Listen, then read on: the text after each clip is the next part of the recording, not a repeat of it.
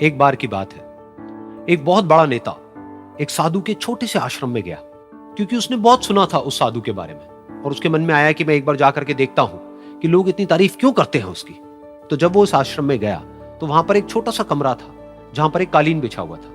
वहां पर कुछ लोग बैठे हुए थे नीचे और साधु जी सामने बैठे हुए थे। कुछ सवाल जवाब चल रहा था। तो जैसे ही वो अंदर गया, वो अकेला नहीं था, उसके साथ में 4 बॉडीगार्ड्स भी थे और उसको ये आदत थी कि जहां पर भी वो जाता था लोग अपनी जगह से खड़े हो जाते थे, उसकी तरफ देखते थे, हाथ जोड़ते थे, अपना सर झुकाते थे। लेकिन यहां पर ऐसा कुछ भी नहीं हुआ। साधु ने उसकी तरफ देखा तक नहीं, क्योंकि वो साधु किसी के सवाल का जवाब दे रहे थे। लेकिन नेता को इस बात पे गुस्सा आ गया। नेता को लगा कि ये मेरी बेइज्जती है। तो उस नेता ने साधु की बात को बीच में ही काटते हुए थोड़ा गुस्से से कहा, मैं आपसे कुछ कहना चाहता हूं। साधु ने उसकी तरफ देखा और बोले, आप थोड़ी देर रुकिए, पहले मैं इनके सवाल का जवाब दे लूं, उसके बाद में मैं आपसे बात करूंगा। तब तक अगर आप चाहें तो आप बैठ सकते हैं। बस साधु का इतना कहने की देर थी। नेता का चेहरा गुस्से से लाल हो गया और फिर उसने अपना सारा गुस्सा उस साधु के ऊपर निकाल दिया।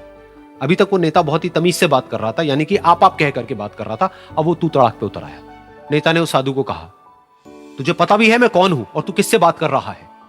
साधु ने उसकी तरफ देखा और कहा, मुझे इससे कोई फर्क नहीं पड़ता कि आप कौन हैं, लेकिन आप जो कोई भी हैं, अगर आप चाहते हैं कि मैं आपके सवाल का जवाब दूं या आपसे बात करूं तो आपको कुछ देर रुकना होगा।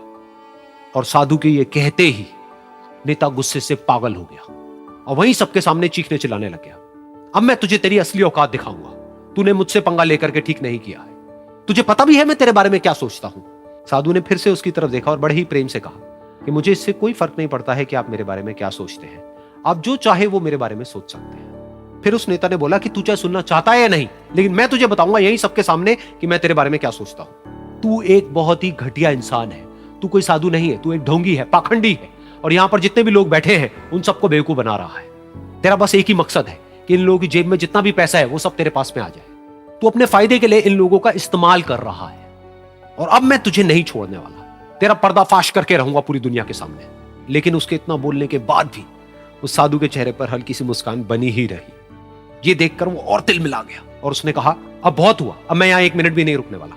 लेकिन अभी भी तेरे पास में मौका है। अगर मुझसे माफी मांगनी है या मुझसे कुछ कहना है तो कह सकता है। इतना सब होने के बाद भी साधु बिल्कुल शांत था और उनके चेहरे पर एक मुस्कान थी। उन्होंने अपनी आंखें बंद कर ली। फिर साधु ने अपनी आंखें खोली, हाथ जोड़े और कहा कि मुझे आपसे कोई गिला शिकवा नहीं है। मेरे मन में आपके लिए कोई भी गलत ख्याल नहीं है। जो भी आपने मेरे बारे में कहा वो आपकी अपनी सोच थी। तो मुझे आप में कोई भी बुराई नजर नहीं आती है। मुझे आप एक बहुत ही भले इंसान लगते हैं। और साधु के इतना कहते ही नेताजी का दिमाग 7वें आसमान पर पहुंच गया। उनके चेहरे पर एक अजीब सी खुशी थी, क्योंकि उस साधु ने वो ही कहा जो बाकी सब लोग उस नेता को कहते हैं। और वो खुशी खुशी उस आश्रम से अपने घर की तरफ चला गया और जा करके अपने पिताजी के साथ में बैठ गया। उसके पिताजी की आंखें बंद थी और वो ध्यान में थे। पूरी जिंदगी उन्होंने सिर्फ लोगों की सेवा करी और बदले में कुछ भी एक्सपेक्ट नहीं किया। तो थोड़ी देर बाद जब उन्होंने अपनी आंखें खोली और देखा अपने बेटे को अपने साथ बैठे हुए, तो उनके बेटे के चेहरे पर आज एक अजीब सी खुशी थी जो आज से पहले उन्होंने कभी नहीं देखी थी। फिर उसने एक एक करके सब कुछ बताया कि आज क्या हुआ, किस तरह से वो आश्रम गया, वहां पर क्या हुआ, उसने क्या कहा, उन्होंने क्या कहा। तो जब इसके पिताजी ने पूरी बात सुनी तो थोड़ा सा मुस्कुराए और अपने बेटे को देख करके बोले कि उन्होंने तुम्हारी तारीफ नहीं करी है, क्योंकि उन्होंने वो नहीं कहा कि जो तुम हो, उन्होंने वो कहा कि जो वो खुद है। और तुमने जो भी कुछ उनको कहा वो नहीं कहा कि जो वो है, बल्कि तुमने वो कहा जो तुम खुद हो। यही बात वेदों में भी कही गई है, यथा दृष्टि तथा सृष्टि। ये दुनिया तुम्हें वैसी नहीं दिखती है जैसी कि ये दुनिया है। ये दुनिया तुम्हें वैसी दिखती है जैसे तुम खुद हो। जिसकी नजर जैसी है उसके लिए ये दुनिया वैसी ही है। तो अगर तुम अपनी दुनिया को बदलना चाहते हो तो उसका सिर्फ एक तरीका है, अपनी नजर को बदलो।